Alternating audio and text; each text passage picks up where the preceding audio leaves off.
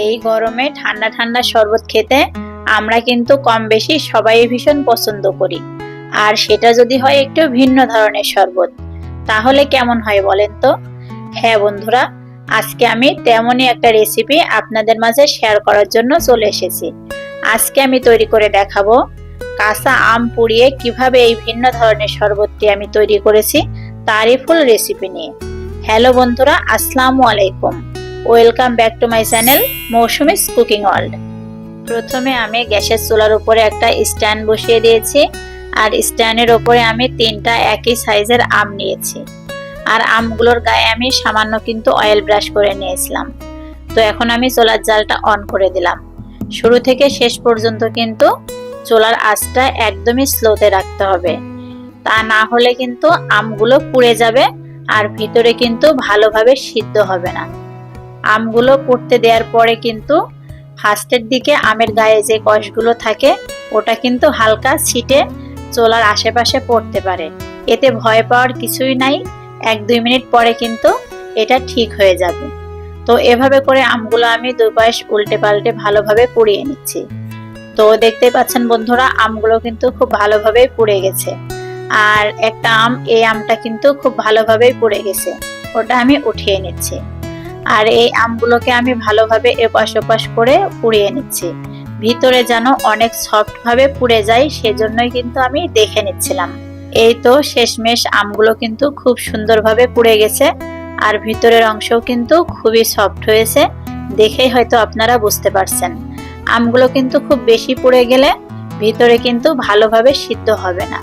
তো যাই হোক, এখন আমি আমগুলোকে হালকা ঠান্ডা করে নিয়েছি, আর এখন আমগুলোর খোসা আমি ছাড়িয়ে নিচ্ছি। আর সবগুলো আমের খোসাই কিন্তু আমি এভাবে করে ছাড়িয়ে নিব। আমগুলো কিন্তু এখনো সামান্য পরিমাণ গরম আছে, আর গরম থাকা অবস্থাতেই কিন্তু আমের খোসাগুলো ছাড়াতে হবে। ঠান্ডা হয়ে গেলে কিন্তু আমের খোসাগুলো ভালোভাবে ওঠানো সম্ভব হবে না। তো যাই হোক, এভাবে করে আমি সবগুলো আমের খোসাই ছাড়িয়ে নিচ্ছি।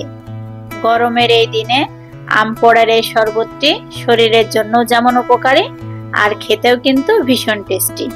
তো সবগুলো আমের খোসাই আমি এভাবে ছাড়িয়ে নিয়েছি। এখন আমি আমের আঠিগুলো বের করার জন্য হালকা করে আমগুলো এভাবে ভেঙে নিচ্ছি, যেন আমের আঠিগুলো খুব সহজেই বের হয়ে আসে। আর এই শরবতটি বানানোর ক্ষেত্রে আমের আঠিগুলো কিন্তু অবশ্যই বের করে নিতে হবে। আমের আঠি সহকারে এই শরবতটি বানালে কিন্তু শরবতটি তিতা হয়ে যাবে। তো যাই হোক, আমি কিন্তু আমের আঠিগুলো বের করে নিয়েছি। এখন হালকা করে আমগুলো একটু মিহি করে নিলাম। এরপর চলে যাচ্ছি পরবর্তী স্টেপে। এখানে আমি একটা জুসারের জার নিয়েছি, আর জারের মধ্যে আমের পিউরিগুলো দিয়ে দিচ্ছি। তো এভাবে করে সবগুলো পিউরি কিন্তু আমি এর মধ্যে দিয়ে দিলাম। এরপর এর মধ্যে আমি কিছুটা গোটা ধনিয়া পাতা দিয়ে দিব, আর সাথে দিয়ে দিব পুদিনা পাতা। এখন দিয়ে দিচ্ছি একটা কাঁচামরিচ।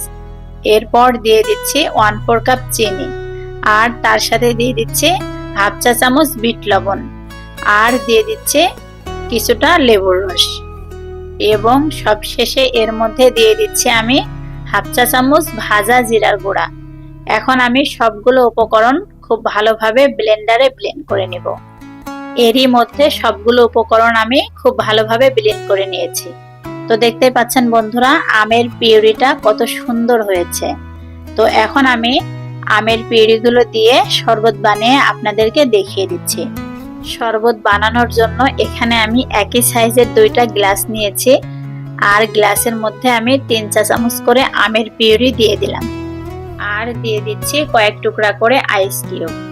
আপনারা চাইলে কিন্তু এখানে আমের পিউরিটা কম বেশি করে দিতেই পারেন, তাতে কোনো সমস্যা নাই। যে যার টেস্ট অনুযায়ী শরবতটা এখানে বানিয়ে নিতে পারেন। এরপর এখানে আমি পানি অ্যাড করব, আর পানিটা কিন্তু অবশ্যই ফ্রিজে রাখা ঠান্ডা পানি হতে হবে, যেহেতু এটা আমের শরবত, আর আমের শরবত অবশ্যই কিন্তু ঠান্ডা ঠান্ডা খেতেই ভালো লাগে। তো এখন আমি শরবতগুলো খুব ভালোভাবে মিশিয়ে নিচ্ছি। এখানে কিন্তু আপনারা টেস্ট করে দেখতে পারেন, যদি চিনির পরিমাণটা কম হয় তাহলে কিন্তু আপনারা আপনাদের টেস্ট অনুযায়ী চিনি একটু কমিয়ে বাড়িয়ে নিতেই পারেন। আর এরই মধ্যেই কিন্তু তৈরি হয়ে গেল আমার ভিন্ন স্বাদের এই আম পোড়ার শরবতটি। আর এই ছিল আমার আজকের রেসিপি। সবাই সুস্থ থাকবেন, ভালো থাকবেন। আল্লাহ হাফেজ। Thanks for watching.